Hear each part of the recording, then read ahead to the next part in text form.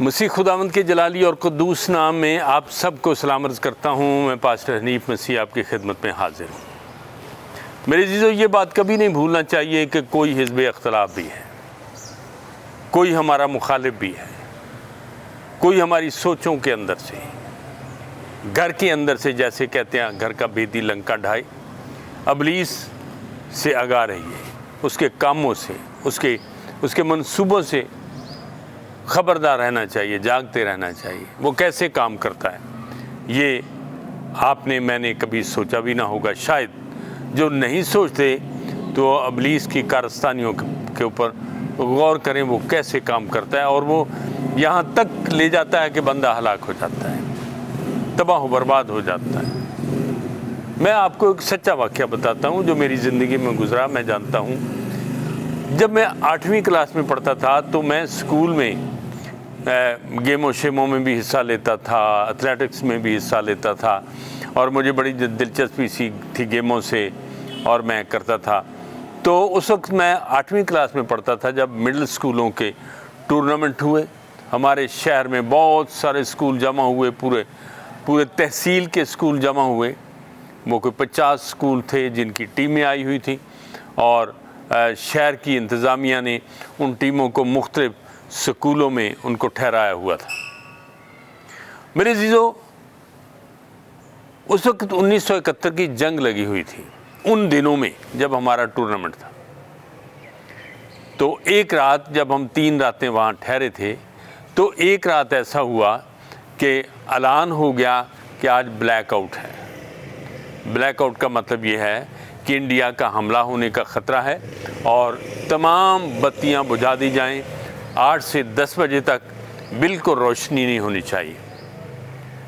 ہمارے کمروں کی بتیاں بند ہو گئیں، اور ہم نے بھی اپنے سردی کی وجہ سے اپنے رضائیوں میں، لحافوں میں لیٹ گئے۔ ہم نے بنیان اور نکریں پہنی ہوئی تھیں۔ تو اچانک ایک لڑکا باہر سے آیا، اس نے بتی جلا دی۔ جب بتی جلا دی تو یکدم شور ہو گیا۔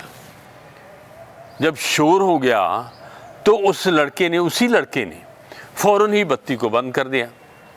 اب ہمیں دیکھتے دیکھتے ہمیں پتہ ہی نہیں چلا کہ وہ کون ہے جس نے بتی جلائی، اور پھر بند بھی کر دی۔ اسی اثناء میں کہیں شہر کی اس مین روڈ کے اوپر فوجیوں کی گاڑیاں گشت کر رہی تھیں، اور ایک میجر، اس کے ساتھ 10-12 فوجیوں کی گاڑیاں وہ یکدم اس طرف لوٹیں، اور اس سکول کے اندر داخل ہو کر آ کر پوچھا کہ یہ کس نے جلائی ہے بتی۔ ہمارے اساتذہ، جو ہمارے پی ٹی آئی ٹیچر صاحبان تھے، وہ نکلے باہر، اور انہوں نے میجر صاحب سے اور فوجیوں سے معافی مانگی، اور بتایا کہ یہ اسٹوڈنٹ ہیں جو ٹورنامنٹ کے لیے آئے ہوئے ہیں، ان کی بڑی مہربانی کہ انہوں نے ہمیں جانے دیا۔ یہ اتنا بڑا ابلیس نے کام کیا اس لڑکے کے ذہن کے اندر سے ہو کر کہ ہم سب، آپ جانتے ہیں کہ فوجی عدالتوں میں کیا ہوتا ہے۔ ہمارا بہت بڑا نقصان، ہماری زندگیاں تباہ ہو سکتی تھی، مگر خدا نے اپنا فضل کیا۔ لیکن وہ شرارت جو اس لڑکے کے وسیلے سے ابلیس نے کی ہے، وہ ہمارے لیے تباہی کا سبب بن سکتی تھی۔ ہم تمام لڑکوں کا مستقبل برباد ہو سکتا تھا، لیکن پریشانی بہت ہوئی۔ پھر ہمیں سزا بھی ملی اس کی، ہمارے اساتذہ نے ہمیں سزا دی، اور وہ سزا بھی جو تھی وہ بھی قابل بیان ہے۔ لیکن میں ابھی وہ سزا کا ذکر نہیں کروں گا، کیونکہ ابلیس ہمیں یہی راستہ دکھانا چاہتا تھا، اور وہ اپنے اس مشن میں تھوڑا سا کامیاب بھی ہو گیا، لیکن خدا کے فضل سے ہم بچ گئے۔ میرے عزیزو، یاد رکھیں، آج کا حاصل کلام یہ ہے کہ شیطان کو کبھی موقع نہیں دینا چاہیے کہ وہ ہماری زندگی کو تباہی کی طرف لے جائے۔ چھوٹی چھوٹی شرارتیں، اور وہ کہتا ہے زبور نمبر 1 اس کی پہلی آیت میں کیا لکھا؟ مبارک ہے وہ جو شریروں کی صلاح پر نہیں چلتا۔ ابلیس شرارت کرتا ہے، ہر ایک شرارت ایک ہی جیسی نہیں ہوتی، اور ایک ہی جیسا اس کا نتیجہ نہیں ہوتا، لیکن یہ بات سچ ہے کہ شرارت کا جو نتیجہ ہے، انجام ہے، وہ بربادی ہوتا ہے۔ وہ شریر ہمارے ذہنوں میں، ہمارے دوستوں کے ذہنوں میں ہمارے خلاف ایسے کام کرتا ہے جو ہمیں برے لگتے ہی نہیں ہیں، مگر ان کا انجام برا ہوتا ہے۔ مسیح پر ایمان رکھتے ہوئے ہمیں शरारत के फर्जंदों के साथ नहीं चलना है।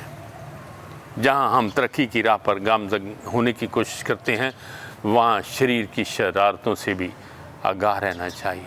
खुदावंद आपको बरकत दे।